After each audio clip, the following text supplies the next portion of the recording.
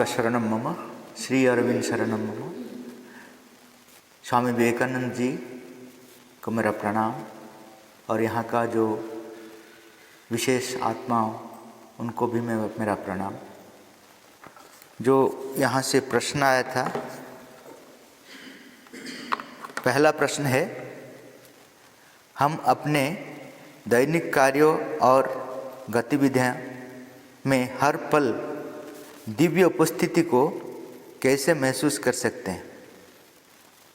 How can we feel the divine presence at every moment in our daily work and activities? 5 qualities का आदमी रहते हैं। पहला quality है कि वो उनको लेना देना नहीं है भगवान है कि नहीं है, उनका उतना ही है, जीना है, कैसे भी जीना है,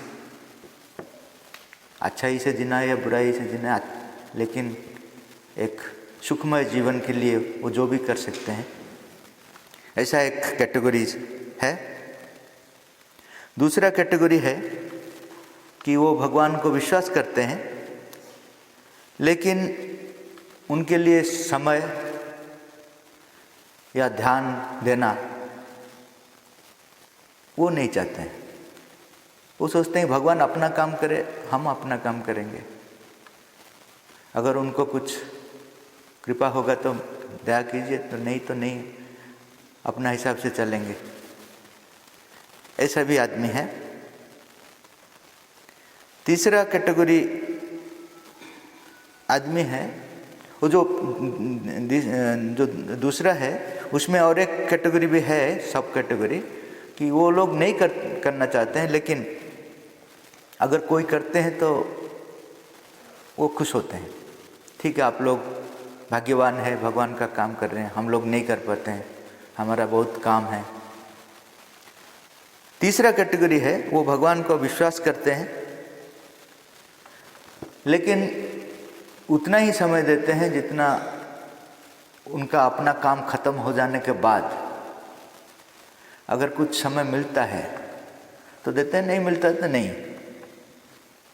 समय और ध्यान भगवान के लिए इतना ही सोचते हैं जितना अपना जो पर्सनल काम होता है, स्वार्थ का, अहंकार का जो काम होता है, वो अगर ख़त्म हो गया तब वो रेडी होते हैं, नहीं तो नहीं। अगर कुछ ऐसा उसी समय में भी ऐसा कुछ आकर्षित कार्य आ गया, एक्साइटमेंट कार्य आ गया, क्रिकेट मैच आ गया, वर्ल्ड क्रिकेट मैच, वो वहाँ चले जाएंगे। भगवान का कार्य और भगवान के लिए सोचना ये सबसे पीछे रख देते हैं, लेकिन विश्वास करते हैं भगवान है। और एक कैटेगरी है, वो भगवान को विश्वास करते हैं और प्रायोरिटी भी देते हैं। भगवान का काम पहले, उसका बाद अगर समय मिलता है तो अपना काम करो। ऐसा कैटेगरी एक है। अगर अपना काम होता है तब उनको खबर मिल जाता है कि ऐसा एक स्पिरिचुअल काम होता है, तो वो पहले उसको इम्पोर्टेंस देते हैं, अपना काम को पीछे रख देते हैं। ऐसा आदमी भी है। और एक लास्ट कैटेगरी है, जो स्पेशल आदमी है, जो अपना एजेंडा कुछ नहीं है उनका, वो हर टाइम भगवान का लिए ही जीते हैं, और भगवान जो बोलते हैं वही करते हैं। जैसा प्रहलाद है, ध्रुव है, हनुमान है, विवेकानंद है, ऐसा जो कैटेगरी का आदमी है, उनका अपना एजेंडा कुछ नहीं है। जो भगवान उनका अंदर में प्रेरणा देते हैं, उसी हिसाब से वो कर देते हैं। दुनिया का हिसाब से वो अच्छा है या बुरा है वो भी नहीं सोचते हैं। वो भगवान अगर बोल दिया तो वो अच्छा है। अगर भगवान ने बोल दिया तो श्रीलंका को ध्वंस कर दो, हनुमान जी जाकर ध्वंस कर दिए। भगवान बोल दिया अर्जुन को अपना लोग को मार दो, तो मार दिया। दुनिया क्या बोलेगा वो सोचेंगे नहीं। भगवान अगर बोल दिया तो अच्छा है।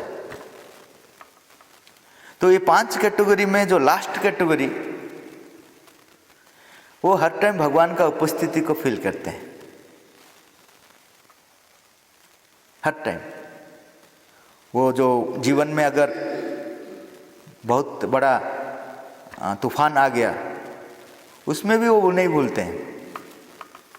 ऐसा कुछ अच्छा आडंबरतापूर्ण जीवन आ जाता है, तब भी नहीं भूलते हैं वो। जो भी है, स्वर्ग या नर्क, दोनों उनके लिए एक ही जैसा होता है।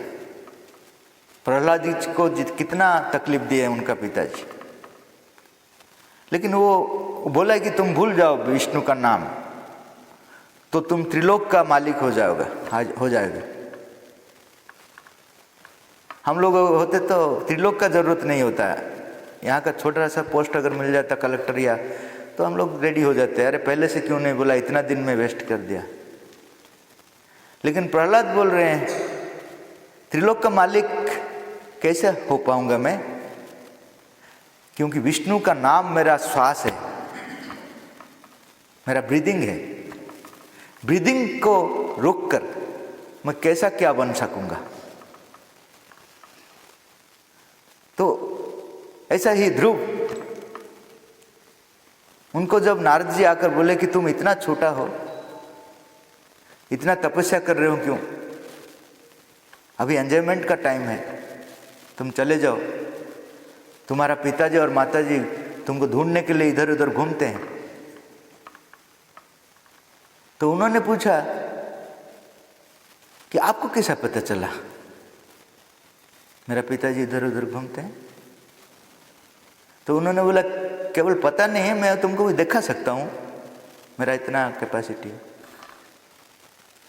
तो इन्होंने पूछा तो आप तो साधारण आदमी नहीं होंगे, तब आपका परिचय दीजिए। तो उन्होंने बोला मैं नारद हूँ। तो आप तो अगर नारद है तो मुझे तो विष्णु जी का पास भी ले सकते हैं। तो उन्होंने बोला देखिए, उस समय भी विष्णु जी का पास लेने के लिए वो बोल रहे हैं। हम लोग होते तो नहीं, पहले बात पिताजी कहाँ है दिखा लीजिए, वहाँ क्या करते होंगे, माताजी क्या करते। आप अगर नारद जी है, विष्णु का संपर्क है, तो पहले विष्णु जी का पास ले जाइए। उन्होंने बोला ऐसा सशरीर में कोई नहीं जा सकता है।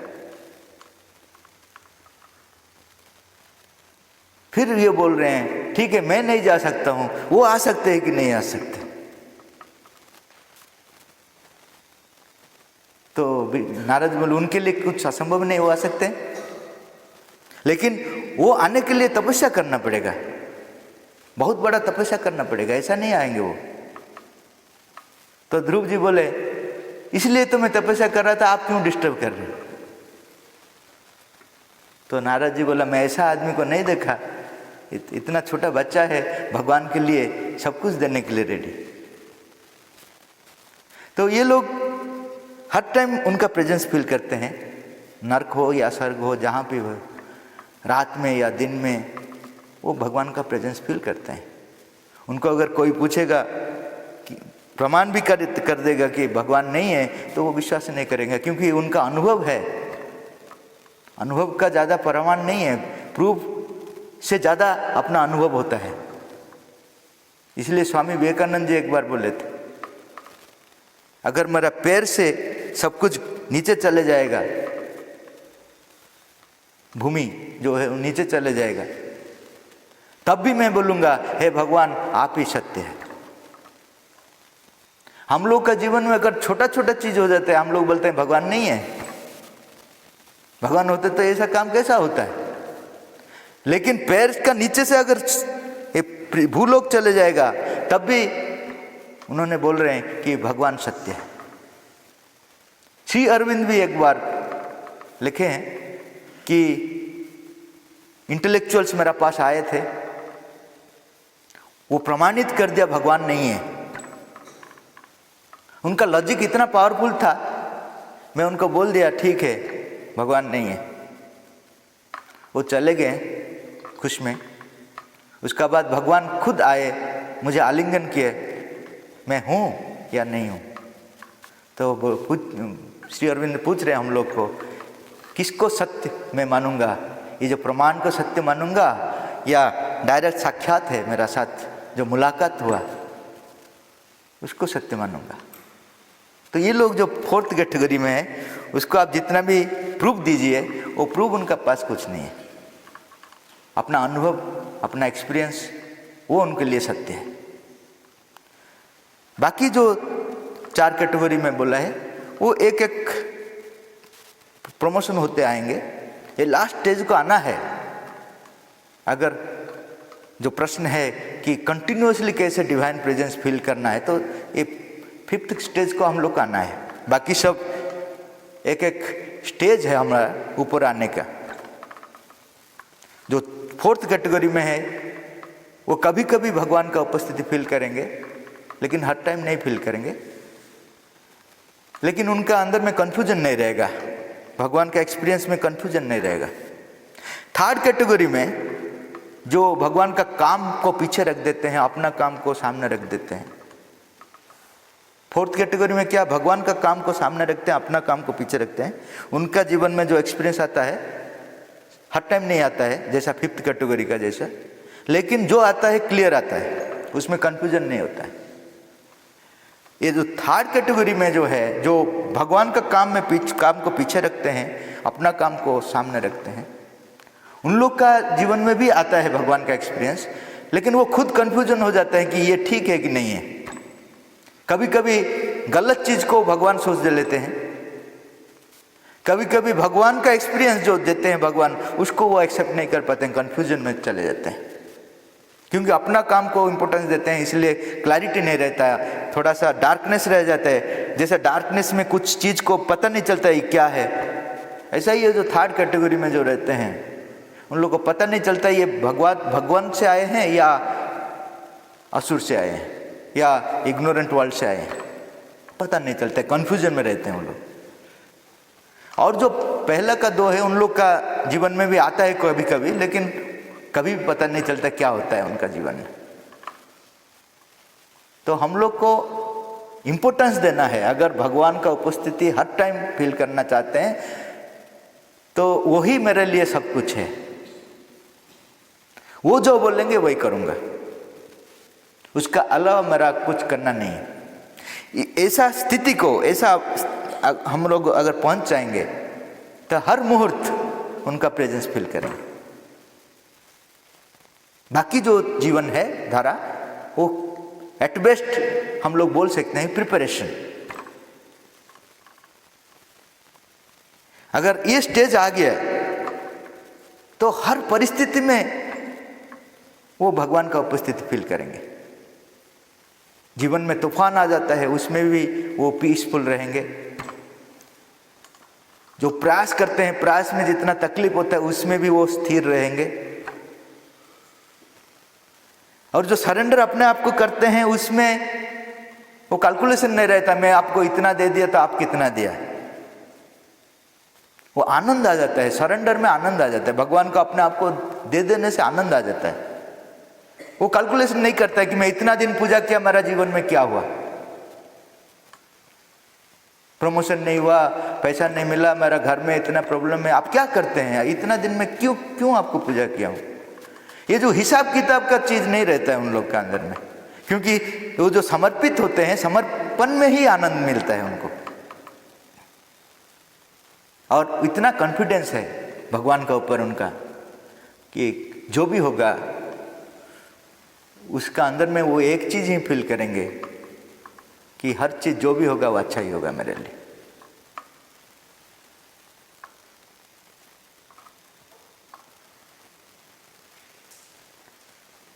दूसरा प्रश्न था, स्वामी विवेकानंद कहते हैं कि प्रत्येक व्यक्ति संभावित रूप से दिव्य है। मां श्री अरविंद कहते हैं कि हर बच्चे को एक जीवंत आत्मा के रूप में देखना चाहिए। एक शिक्षक के लिए यह व्यवहारिक रूप से कैसे संभव है? क्या इस संबंध में कोई सबूत उपलब्ध है? Swami Vivekananda says that every human being is potentially divine. The mother and Sri Aurobindo says that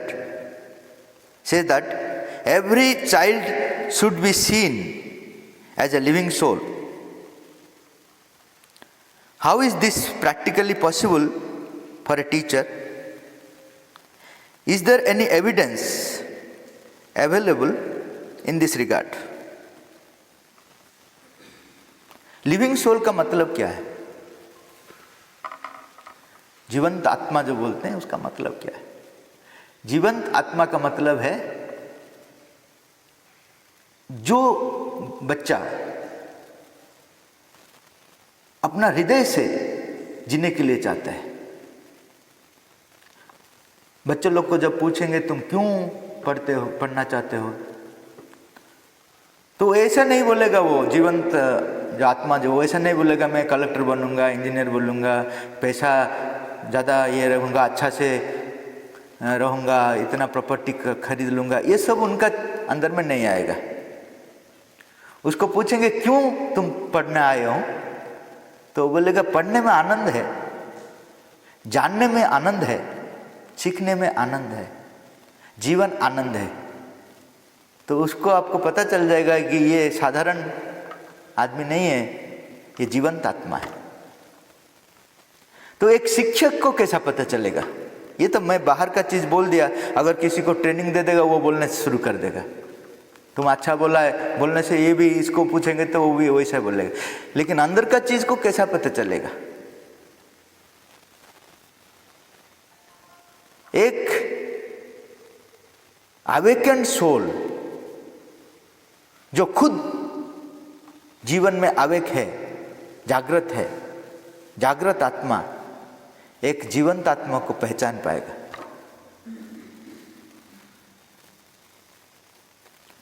और जो भी बच्चे लोग हैं अंदर में, उनका जो बाहर का कैरेक्टर है, हर बच्चे का अंदर में जीवंत आत्मा का संभावना है, लेकिन बाहर का चीज इतना प्रभावित करता है कि उससे वो निकल नहीं पाता है।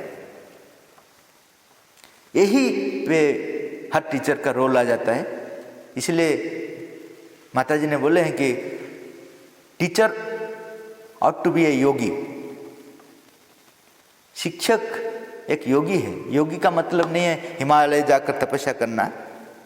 योगी का मतलब है आत्मा का साथ संपर्क रखना। जो बच्चा है उनका अंदर में क्या संभावना है, वो किस लिए आए हैं, वो जिस लिए आए हैं उसके लिए व्यवस्था करना। अगर पता चलेगा तो एक है।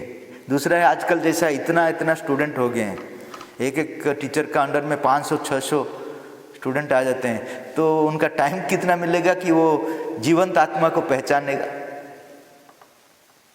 एक टीचर का सामने मैक्सिमम 15 स्टूडेंट रहने से वो कुछ कर पाएगा। उससे ज़्यादा अगर हो गया तो पहचानना मुश्किल है। तो हमारा जो शिक्षा अब का व्यवस्था है उसमें पहचानना मुश्किल है।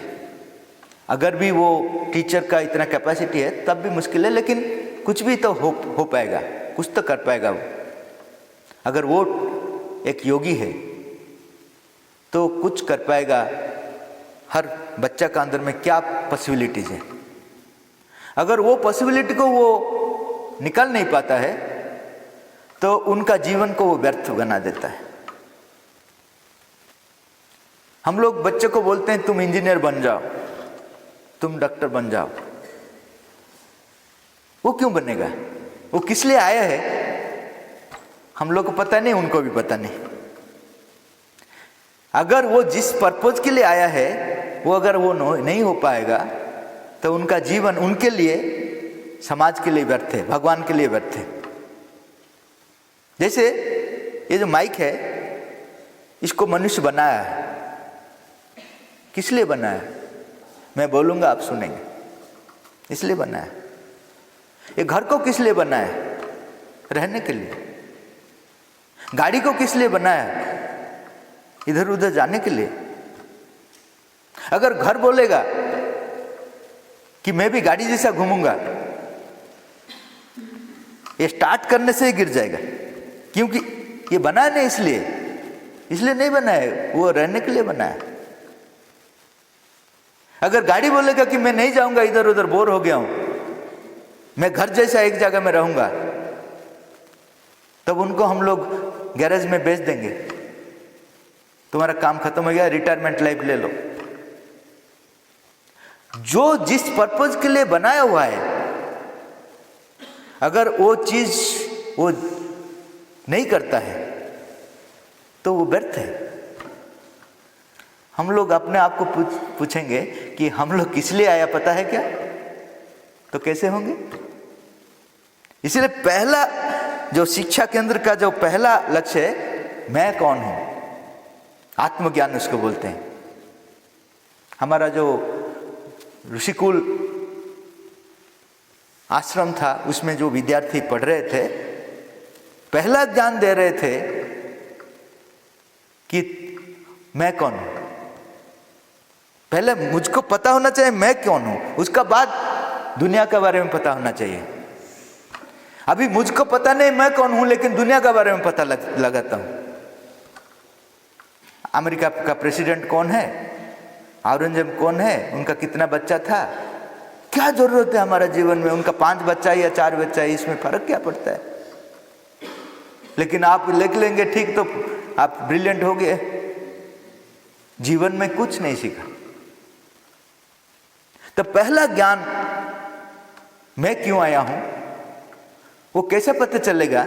जो मुझे भेजा है उनका पास ही इंफॉर्मेशन है और किसी का पास नहीं। वो जो भेजे हैं मुझे, उन्हीं का पास में ही इंफॉर्मेशन है। तो हर टाइम मैं जो कंसंट्रेट करूंगा उनके लिए, माताजी बोल रहे हैं हर रोज आप एक 5-10 मिनट अगर कंसंट्रेट करेंगे कि पूछेंगे अपने आप को अंदर से जाकर, ये दुनिया किस लिए बनाया है, इतना बड़ा दुनिया में मुझे क्यों आप भेजे हैं यहां, मेरा क्या काम है? अगर कुछ समय देंगे तब पता चल जाएगा आप किस लिए आए। लेकिन आजकल कोई नहीं देता। मैं टीचर्स को पूछ रहा हूं, आप कभी पूछा है कि अपने आप को कि क्यों जन्म लिए? तो वो बोल रहे हैं कि इतना काम है, फिर भी बच्चों लोग को पढ़ाना है, होमवर्क कराना है, कितना काम है, कब टाइम मिलता है कि ये बात पूछने के लिए कि मैं कौन हूं? जो नहीं पता होने से आपका जीवन व्यर्थ है, उसके लिए आपका समय नहीं है।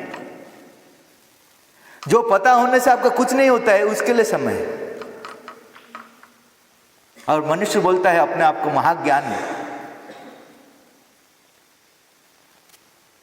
तो पहला चीज टीचर को वो अपने आप कंसंट्रेट करेगा, अपने आप को खुद को जानेगा, और जो स्टूडेंट का अंदर में क्या पॉसिबिलिटी है उसको डिस्कवर करेगा। सिर्फ डिस्कवर नहीं करेगा, उसके लिए व्यवस्था करेगा। वो पढ़ाएगा नहीं, सीखने के लिए वातावरण क्रिएट करेगा। True teaching is A double process of learning. True teaching is A double process of learning. Double process of learning क्या है? बच्चा सीखता है, मैं भी सीखता हूं। वो सुनकर सीखता है, मैं बोलकर सीखता हूं, दोनों ही सीखते हैं। कौन शिक्षक है? भगवान शिक्षक है। दोनों स्टूडेंट है। Double process of learning. इसलिए जो शिक्षक बोलते हैं हम लोग सीनियर शिक्षक है, इसका मतलब क्या है? वो ज्यादा सीख लिया, ज्यादा शिक्षा दान नहीं किया, ज्यादा वो सीख लिया, उनका एक्सपीरियंस ज्यादा है। तो लिविंग सोल का मतलब है कि हम किस लिए आए हैं, उसी काम को करने के लिए अगर प्रेरणा बच्चा का अंदर में दे सकते हैं तो वही है लिविंग सोल का काम। और वो टीचर के लिए संभव है, असंभव नहीं है, लेकिन डिफिकल्ट है। डिफिकल्ट है क्योंकि ये काम हम लोग करने में अभ्यस्त नहीं है, इसलिए डिफिकल्ट है। नहीं तो ये डिफिकल्ट भी नहीं होगा। जब आनंद मिल जाएगा तो ना डिफिकल्ट नहीं रहेगा। इसलिए माता जी बोले हैं, it is not brilliant students that we want, it is the living souls. हम लोग मेधावी छात्र नहीं चाहते हैं। मेधावी छात्र का मतलब लॉट ऑफ इंफॉर्मेशन उनका अंदर में है, आप अभी पूछ लेंगे तो बोल देगा, फटाफट बोल देगा, तोता का जैसा। तोता का कुछ अनुभव नहीं है, वो क्यों बोलता है? सुना है, बोल दिया। ऐसा ही है, इनका पास जितना इंफॉर्मेशन है वो सुना है टीचर से, रात भर इधर याद रखने के लिए ट्राई किया, परीक्षा पास में है, उसको पूछ लेंगे तो वो उगाल देगा। एक्सपीरियंस में जाना नहीं जरूरत है, यहाँ से उगाल देगा। जो जितना ज़्यादा उगालता है उसको हम लोग ब्रिलियंट बोलते हैं। लेकिन जीवन का समस्या का सम्मुखीन होने के लिए वो काम नहीं करेगा। एक गोल्ड मेडलिस्ट ऐसा जा रहे हैं, वहां से सुनामी आ रहे हैं, हम लोग उनको सिखाए नहीं, करेज सिखाए नहीं, भगवान का ऊपर कॉन्फिडेंस सिखाए नहीं। उस समय प्रेजेंस ऑफ माइंड काम नहीं करेगा। उनका सर्टिफिकेट वो दिखाएगा सुनामी को, देखो देखो मैं ब्रिलियंट हूँ, गोल्ड मेडलिस्ट हूँ। सुनामी क्या बोलेगा? तुमको और तुम्हारा गोल्ड मेडल दोनों को मैं ले जाऊंगा, कुछ काम में नहीं आएगा। जिसके लिए हम लोग इतना प्रयत्न करते हैं कि मेरा स्टूडेंट ऐसा हो, जीवन के लिए काम नहीं करता है कुछ। आप कुछ सिखाया क्या जीवन में कैसे करेजियसली फेस करेंगे? अब डरा देते हैं, कोरोना आ गया, चले जाओ, सब चले गए। डर सिखा देते हैं। उसको अंदर में कैसा कॉन्फिडेंस आएगा?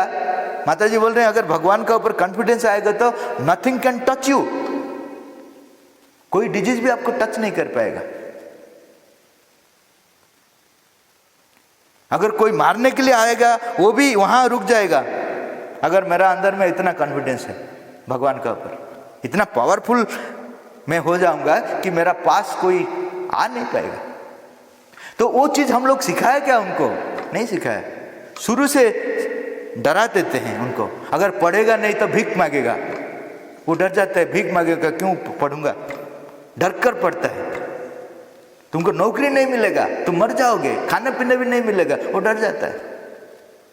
रास्ता में जाओ, इधर उधर देखो, नहीं तो मर जाओगे, कोई गाड़ी आ जाएगा तो मर जाएगा। भगवान के बारे में हम लोग नहीं बताते हैं, डर के बारे में ही बताते हैं। Whole education is based on fear. ये क्यों करेगा?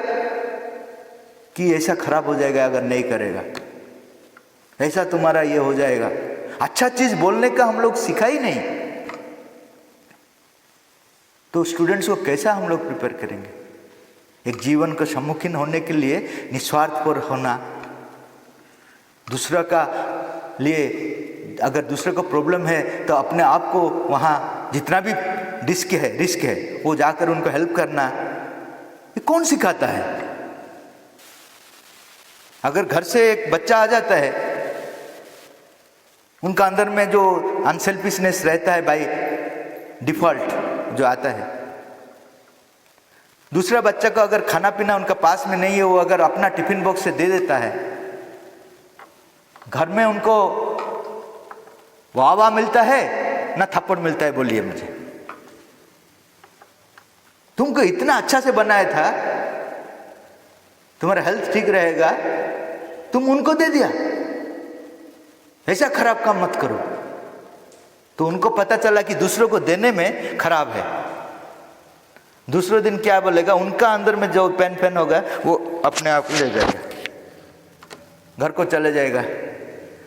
तो वो लोग खुश हो जाएंगे, बोलेंगे ठीक है, शुरू से अभी से करप्शन करना शुरू कर दिया तो अच्छा से करप्शन कर पाओगे।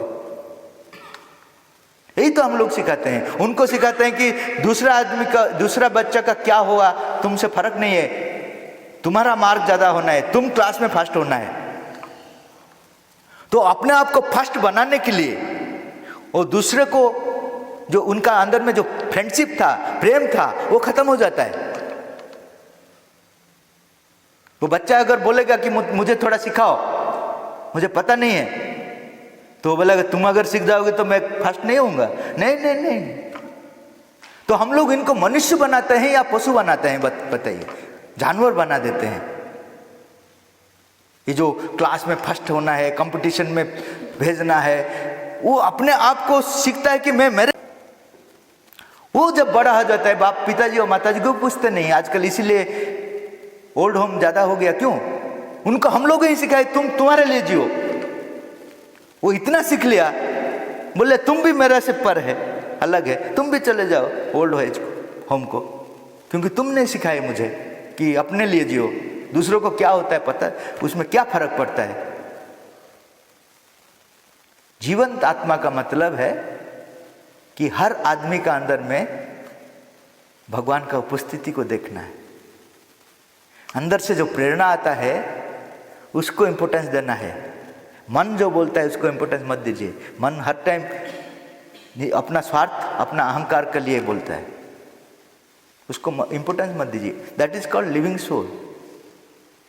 ये ट्रेनिंग अगर हम लोग देंगे तो वास्तव में वो उसको शिक्षा बोलते हैं। हम लोग अभी जो देते हैं, हमारा श्री अरविंद का स्कूल हो या विवेकानंद का स्कूल हो, बाहर से ये सिर्फ है Shri Aurobindo integral education centre, Vivekananda Vidya Kendra, लेकिन अंदर में क्या होता है? 1 घंटा ज़्यादा से ज़्यादा उनका लिए प्रेयर पढ़ देते हैं, उसके बाद वो दुनिया में जो होता है वही होता है, और कुछ नया होता है क्या? तब तक ये स्पिरिचुअल आंसर नहीं होगा जब तक ये सब अंदर में नहीं होगा।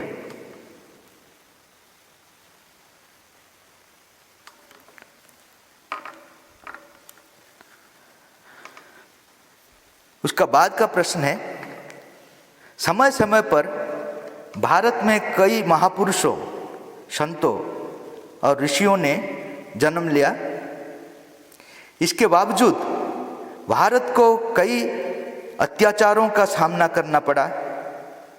कई बार घुसपैठियों ने इस पर हमला किया है। अपनी मातृभूमि में इन सभी महान आत्माओं के अवतरण होते हुए भी हम इतना कष्ट क्यों उठाना पड़ा? From time to time, many great men, saints and sages took birth in India. Despite this, India has faced many atrocities. It has been attacked many times by intruders. Why did we have to suffer so much, even though all these great souls had descended in our motherland?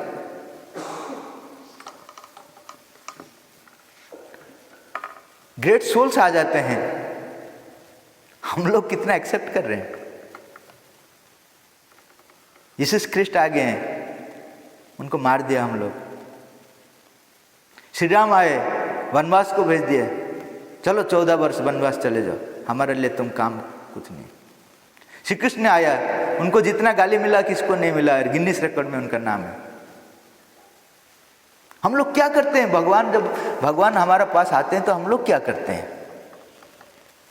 वो चले जाने के बाद उनको पूजा करते हैं। राम जब थे कितना आदमी उनको भगवान जैसे सोचे थे। अगर सोचे थे तो उनका साथ क्यों नहीं गए? बानर सेना का साथ क्यों युद्ध लड़ना पड़ा? अयोध्यावासी क्यों पता नहीं चला कि वो भगवान है? नहीं चलेगा। श्री कृष्ण जब आए थे तब कितना लोग को पता है कि वो भगवान है? उनको कुचक्री बोलते थे।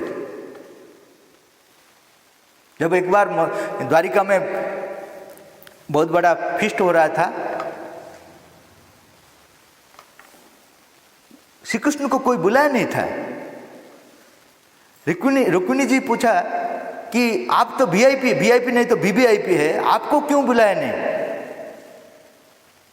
तो उन्होंने बोला मुझे कब बुलाया था, अभी नहीं बुलाया, तुम आश्चर्य होते हो? मुझे कोई कभी नहीं बुलाया। हाँ, 1-2 याद रहता है, वो जो सबरी बुलाया था, वो द्रौपदी ने बुलाया था, 2-3 याद रहता है। बाकी सब मेरे का नाम लेकर वो एंजॉय करते हैं ना। जन्माष्टमी में भगवान को कौन याद करता है? बोलिए, नया ड्रेस आएगा कि नहीं, कितना रिलेटिव्स आएंगे, कितना मजा होगा। विसर्जन में कितना, जो गणेश पूजा सरस्वती पूजा होता है, कितना आनंद लेते हैं। तो भगवान जब आते हैं, भगवान से कितना हम लोग उपकृत होते हैं, फायदा लेते हैं, कुछ नहीं। जो लेते हैं बहुत कम है। वो चले जाने के बाद, राम श्री कृष्ण चले जाने के बाद अभी हम लोग बोलते हैं हरे राम हरे कृष्ण। तब क्या करते थे? ये है हमारा प्रॉब्लम इंडिया का। इंडिया ऐसा एक देश है जहां भगवान बार बार आते हैं, लेकिन हम लोग उनसे फायदा ले नहीं पाते।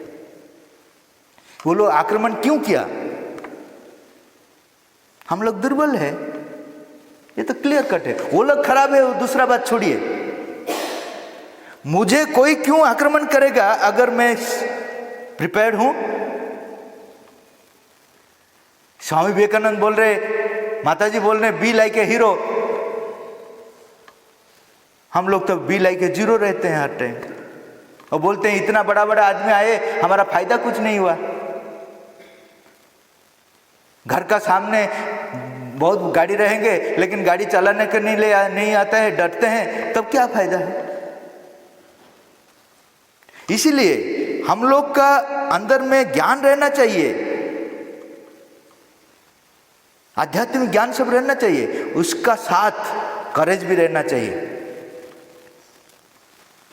अगर करेज नहीं होगा तो उसका ही प्रमाण है बाहर से आक्रमण होगा। माताजी बोल रहे हैं ऑनेस्ट पीपुल है,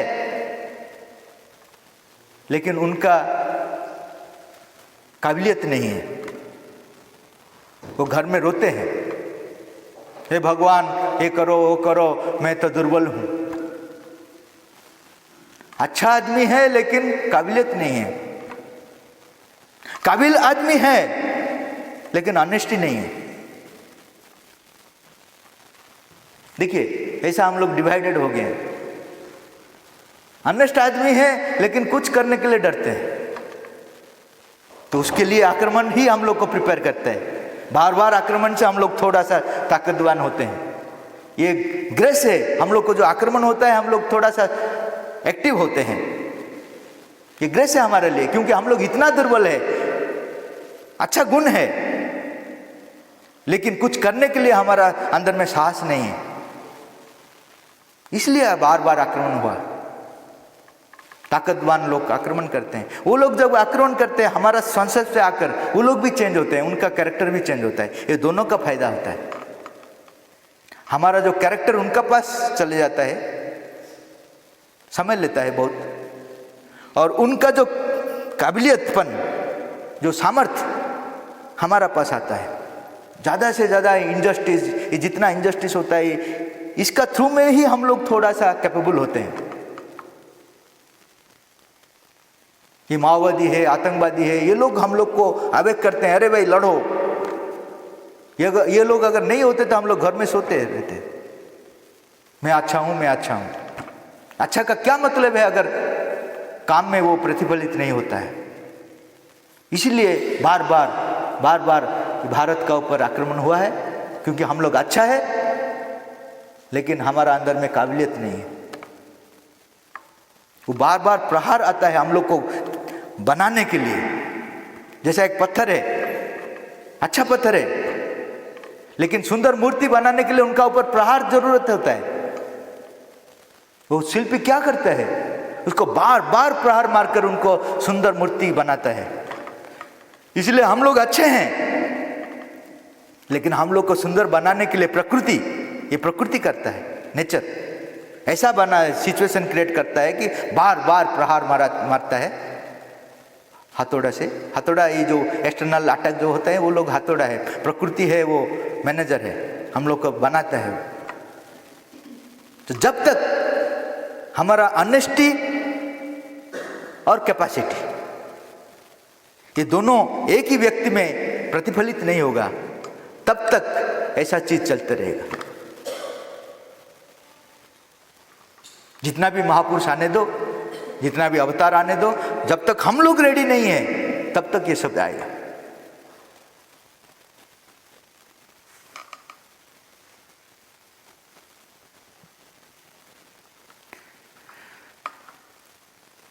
और एक प्रश्न है, हम जानते हैं कि इस क्रम विकासशील प्रक्रिया में परिवर्तन केवल स्थायी है, लेकिन श्री अरविंद ने एक स्थायी सत्ययुग का सपना देखा है।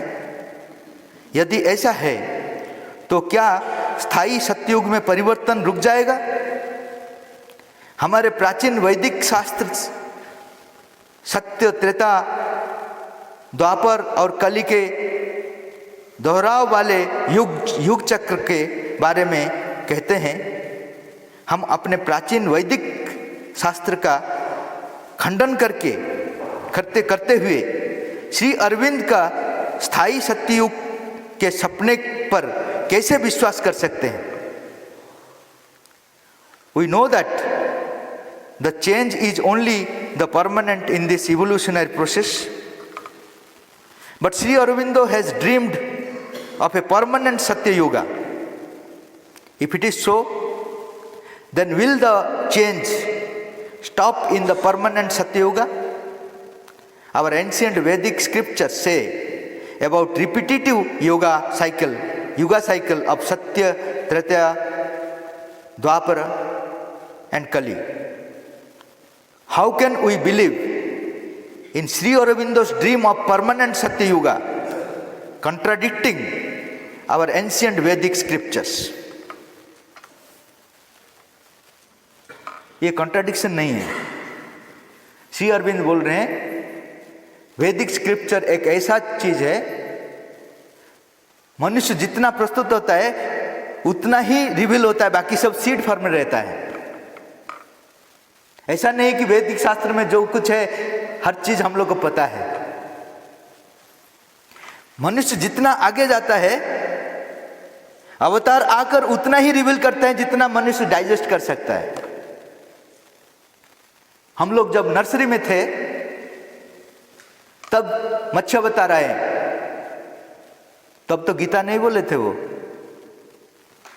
कच्छप अवतार, बराह अवतार, जितना जरूरत था उतना ही वेद शास्त्र का थोड़ा सा चीज हम लोग के पास आया। जो अवतार, राम अवतार, कृष्ण अवतार, राम ने जो किया उससे ज्यादा कृष्ण ने किया। क्यों? हम लोग ज्यादा ऊपर आ गए, इसलिए राम का हम लोग बोलते हैं 14 क्लास, श्री कृष्ण का बोलते हैं 16 और 2 ज्यादा है। उसका पहले राम जी का पहले का जो वामन अवतार थे, परशुराम अवतार थे, उन लोग का कला और उनसे कम था, 4 था, 1 था। तो जितना जितना हम लोग प्रोग्रेस कर रहे हैं केजी से पीजी तक, उसी हिसाब से वेद से जो सीड फॉर्म में जो है वो रिवील होते जा रहे हैं। हम लोग सोचते हैं ये वेद में नहीं था, वो गलत है। जैसा एक पेड़, जब पहला पेड़ ऊपर उठता है तब पत्ता दिखाई देता है। हम अगर ये पेड़ का सब कुछ पहले से नहीं देखा है तब हम लोग सोचेंगे कि ये इतना ही है, ये पेड़ का सिर्फ पत्ता है और कुछ नहीं है। लेकिन एक महापुरुष आएगा जो अंदर से देख पाएगा पेड़ को, बोलेगा पेड़ इसका फाइनल नहीं है, उसका बाद फूल आएगा। हम लोग बोलेंगे बेकार का चीज, फूल कहाँ है, इसका अंदर में नहीं है फूल, सिर्फ पत्र है और कुछ नहीं है, पत्ता है और कुछ नहीं है। लेकिन वो देख पाता है जिसका अंदर का दृष्टि है, उसको बोलते हैं महापुरुष, अवतार पुरुष, जो भी बोलते हैं। वो देख पाता है, वो पहले से बोलता है कि नहीं नहीं पत्ता नहीं, उसका बाद फूल आएगा। हम लोग विश्वास नहीं करते। जब आते हैं उस समय विश्वास तो करना का फायदा कुछ नहीं, क्योंकि उसको विश्वास नहीं बोल सकते। जो देखते हैं उसको लिए बोले विश्वास का नाम देना गलत है। मैं आपको अभी बोल सकता हूं क्या आप लोग इधर बैठे हैं मैं विश्वास करता हूं, ये गलत चीज है। विश्वास कहाँ यूज करेंगे? जहां चीज दिखाई नहीं देता है फिर भी उनका उपस्थिति का अनुभव करते हैं, उसको बोलते हैं विश्वास। भगवान दिखाई नहीं देते हैं लेकिन भगवान का उपस्थिति में विश्वास करता, अनुभव करता हूं, उसको बोलते हैं विश्वास। मैं बोलता हूं आप है क्या, प्रूफ कीजिए, उसका बाद में आपको विश्वास करूंगा। वो प्रूफ करने के बाद वो विश्वास नहीं रहता है, वो फैक्ट हो जाता है। ऐसा ही जो वेदांत वेद शास्त्र है, श्री अरविंद लिख रहे हैं, हर चीज सीड फॉर्म में उनका अंदर में है। एक एक महापुरुष आते हैं, एक एक नया चीज को खोल देते हैं। एक आदमी, एक महापुरुष पेड़ का अंदर में फूल है बोल दिया, फूल आ जाने के बाद दूसरा महापुरुष आ गए, बोले फूल भी इसका फाइनल नहीं है, उसका बाद फल आएगा। तो ये कंट्राडिक्शन नहीं है, एक नया चीज श्री अरविंद बोल रहे हैं। भारतीय आध्यात्मिक शास्त्र क्लोज बुक नहीं है कि हर बार उसको रिपीट करना है, हर टाइम उससे नया नया फर्द निकलेगा, न्यू पेजेस आएगा कि आपको नया दिग्दर्शन देने के लिए, नया दिशाओं दिखाने के लिए, हर टाइम एक नया नया चीज मिलेगा। और जो एक चीज बोले हैं, सत्ययुग परमानेंट है, तो परिवर्तन बंद हो जाएगा क्या? परमानेंट में परिवर्तन नहीं बंद होता है। इवोल्यूशन 1 खत्म हो गया, इवोल्यूशन 2 आएगा। यही है सत्ययुग का। इवोल्यूशन 1 में क्या है? असतोमा सद्गमय, तमसोमा ज्योतिर्गमय, मृत्युर्मा अमृतंगमय। असत से सत्य तक, अंधकार से ज्योति तक, मृत्यु से अमृत तक, ये इवोल्यूशन 1 है। इसका समय खत्म हो गया। अभी क्या है? सत्य से सत्य तक। सत्य अनंत है, सत्य से सत्य परिवर्तन होते रहेगा, लेकिन इसमें अज्ञानता नहीं रहेगा, इसमें मृत्यु नहीं रहेगा, इसमें असत्य नहीं रहेगा, मिथ्या नहीं रहेगा, लेकिन परिवर्तन होते जाएगा। कैसा परिवर्तन? देखिए, अगर एक सौंदर्य से सौंदर्य तक मैं बोलूंगा, इसका मतलब क्या है? गुलाब फूल सौंदर्य है, पद्म जो फूल है वो भी सुंदर है। मैं गुलाब फूल से पद्म फूल तक मैं जाऊंगा, इसको बोलते हैं सौंदर्य से सौंदर्य तक। ऐसा ही ज्ञान से ज्ञान तक, इसमें अज्ञानता नहीं है। ऐसा है कि इवोल्यूशन 2 आते हैं, उसमें नेगेटिव चीज नहीं रहता है। सत्य से सत्य, अनंत सत्य, ज्योति से अनंत ज्योति, अमरत्व से अमरत्व का अनंत यात्रा। इसका एक सहज उदाहरण मैं दूंगा। अगर मेरा तबीयत खराब है, मैं अच्छा से चल नहीं पाता हूं, ये एक पीरियड है। तबीयत मेरा खराब है, अच्छा से नहीं चल पाता हूं, धीरे धीरे चलता हूं। दूसरा है, तबीयत ठीक हो गया, चलना बंद हो जाएगा ना, अच्छे से चलूंगा।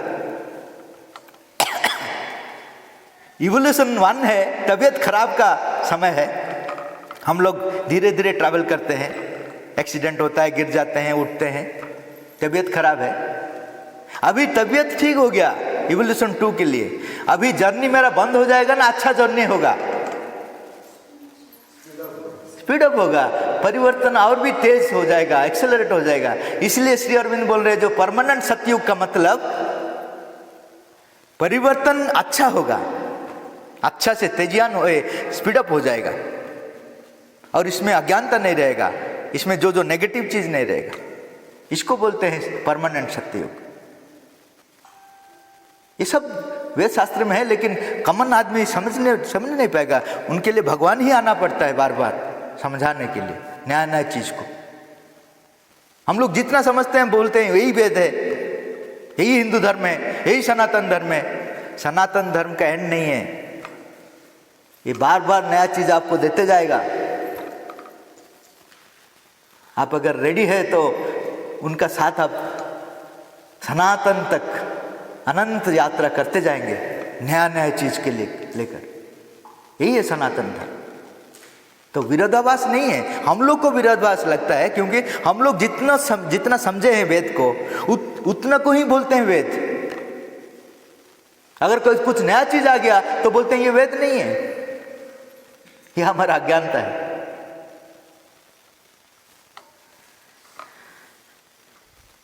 उसका बाद का एक प्रश्न है, गायत्री मंत्र हमारा शास्त्र में पहले से ही उपलब्ध है, श्री अरविंद ने नया गायत्री मंत्र देने का पीछे क्या विशेषता है? Gayatri mantra is already available in our scriptures. What is the speciality behind Shri Aurobindo giving a new Gayatri mantra? यही बात है. इवोल्यूशन में जब पहला का गायत्री मंत्र हमारा ऋग्वेद में जो था, वो किस लिए था? मन को प्रबुद्ध करने के लिए. दिव्य ज्योति का जो आह्वान किया गया, दिव्य ज्योति को आह्वान किया गया, मन को पवित्र करो. उस समय शरीर का ऊपर इंपॉर्टेंस नहीं था, क्योंकि शरीर चले जाएगा, ये रूपांतर नहीं हो पाएगा. उस समय यही फीलिंग था हर आदमी के अंदर में. लेकिन ये शरीर भी प्रबुद्ध हो पाएगा, ये शरीर कंटिन्यू कर पाएगा. ये अपना शरीर, एक शरीर का अंदर में दूसरा शरीर फॉर्मेशन होगा. इसको स्वामी विवेकानंद जी को पूछा गया. मैं आपको पढ़ देता हूँ स्वामी विवेकानंद का, क्योंकि ये श्री अरविंद सिर्फ नहीं बोले हैं, स्वामी विवेकानंद जी बोले हैं.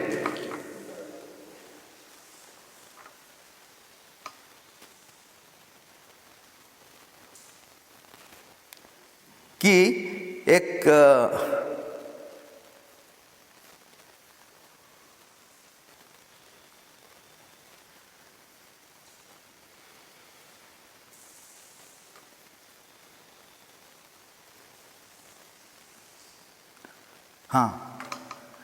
एक संस्था है रासायनास.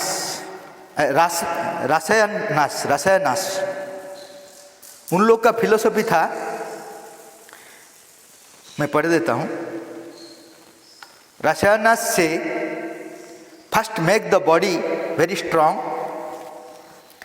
They claim that in this body can be made a immortal body. Their idea is that if the mind manufactures the body, and if it be true that each mind is only one outlet to the infinite energy, there should be no limit to each outlet getting any amount of power from outside. Why is it impossible to keep over bodies all the time? We have to manufacture all the bodies that we ever have. As soon as this body dies, we shall have to manufacture another. If we can do that, why can't we do in just here in the body itself without getting out from the body? This theory is perfectly correct. Vivekananda says, this theory is perfectly correct. If it's possible that we live after death and make other bodies, why is it impossible that we should have the power of making bodies here without entirely dissolving this body, simply changing it continually? Shri Aurobindo भी जो अमर body का बात, जो नया जगत का बात बोल रहे हैं, उसमें अमरत्व का बात ऐसा नहीं है कि ये बॉडी कंटिन्यू करेगा. ये गलत बहुत आदमी सोच रहे हैं. यही चीज श्री अरविंद ने बोले हैं कि ये जो बॉडी अपने आप अंदर से नया बॉडी क्रिएट कर पाएगा, जो अभी नहीं कर पाता है. अभी वो बॉडी को छोड़कर ऊपर चले जाते हैं, बाद में वहां से फिर नया बॉडी बनाता है. वो जो प्रोसेस है वो अंदर में कर सकता है. उसी को श्री अरविंद माता जी बोल रहे हैं. अभी समय आ गया, इसलिए श्री अरविंद को विवेकानंद दर्शन दिए थे. विवेकानंद अलीपुर जेल में उनको बोले थे यही काम करने के लिए कि डेथलेस बॉडी का मतलब एक बॉडी का अंदर में ही दूसरा बॉडी कंस्ट्रक्ट हो जाएगा. तो एक बॉडी छोड़ दिया तो दूसरा बॉडी उनसे निकल आ गया.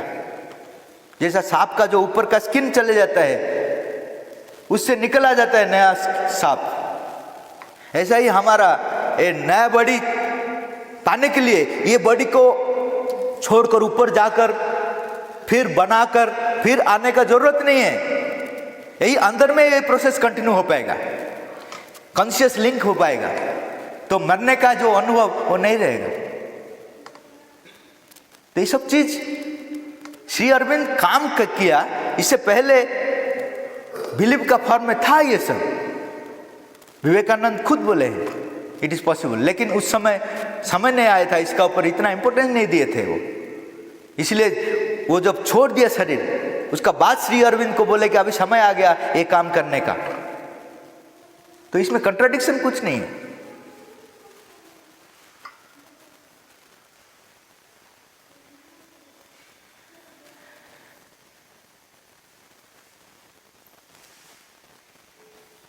और एक प्रश्न है, क्या यह सच है कि सत्ययुग युद्धों, विपदाओं और संकटों से बीच आएगा, या ऐसा हमारा मानसिक संतुष्टि के लिए केवल कहा गया है?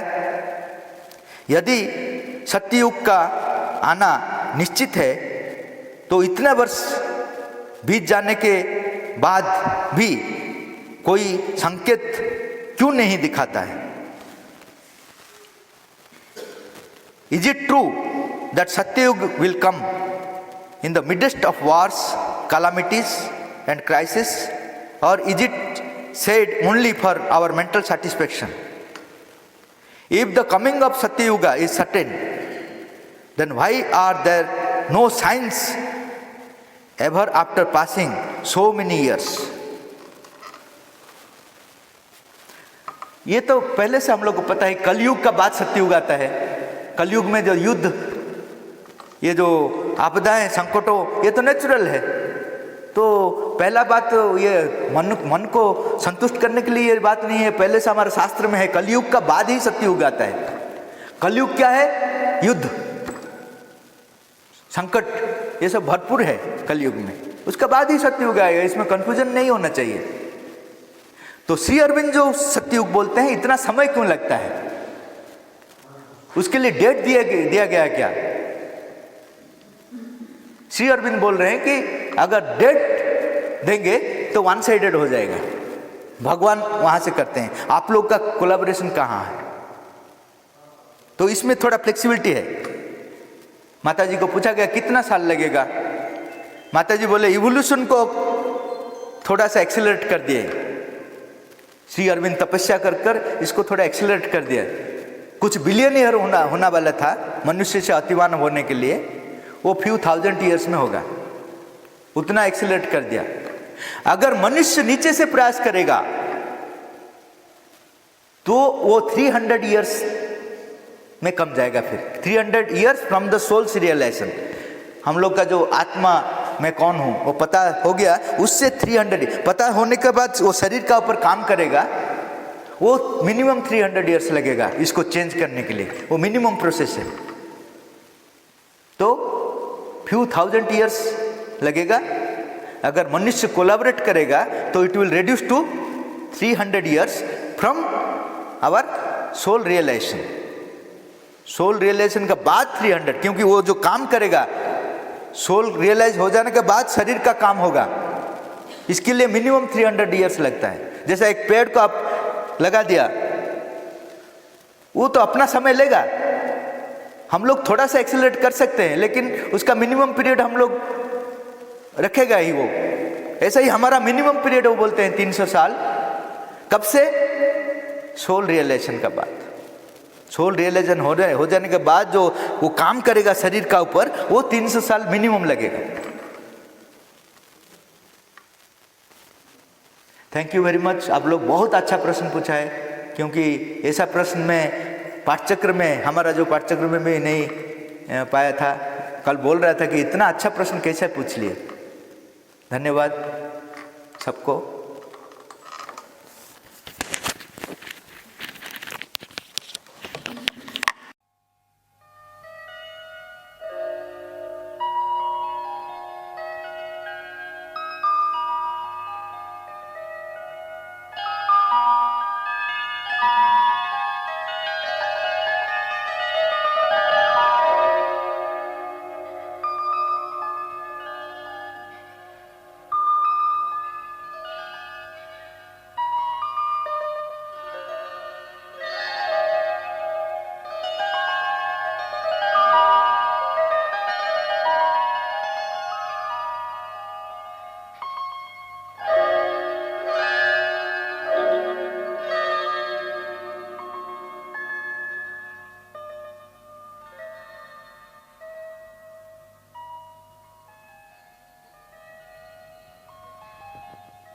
A shapeless memory lingers in us still, and sometimes when our sight is turned within, earth's ignorant veil is lifted from our eyes.